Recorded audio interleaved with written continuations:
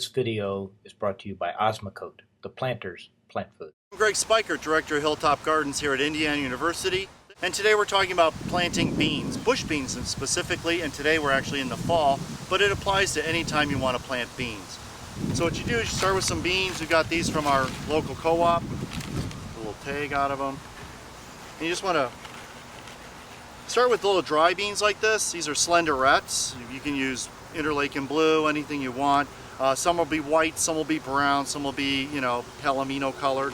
So what I like to do is I like to soak them, and I soak them for just, put them in warm water, not hot. We're not making cooked beans. We just want to have, have them absorb a little water. So I usually just run them through some water a little bit. These have been soaking for about an hour, and that'll give you about 3 extra days. They should sprout three days earlier. So you want to get them so they look all wrinkly and kind of full and plump, kind of like what you find for canned beans. You want to kind of loosen up your soil because it's getting kind of hard from the summer. So loosen up your soil a little bit. We're interplanting this with our pepper plants. This could easily be the beans first and then your lettuce. So make a little trench. You don't want them too deep. Sometimes it's easy to plant too deep in the fall when you're looking for moist soil. So just plant them about every 2 inches. Just stick them in the ground like that.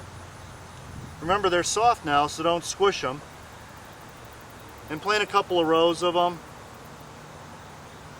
You're gonna figure you're gonna get about a handful of beans for every plant, okay? So, and these are about 57 days, so we're gonna start see beans in October. So, go in here, we got a couple extra, so we'll just stick them in here. There we go. And just sort of cover them up, not too deep. Make sure they're firmed in. We're not putting in a sidewalk, but just firm.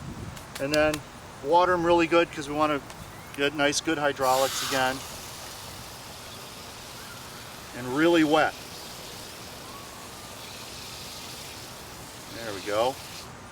Make sure you label them so you know what you got. Put a little labeling. That's a good way to do it. There you go. Put a little bit of fertilizer in because it's that time of year we're kind of losing our nitrogen from the rest of the summer. Just a little bit. We don't need tons. Just a little boost. Beans are pretty much a green crop. They need lots of nitrogen. You want them nice and soft. You don't want them all stringy. And that's it. Greg Speichert, Director of Hilltop Gardens here at Indiana University. Thanks for watching, and that's the Dirt on Beans.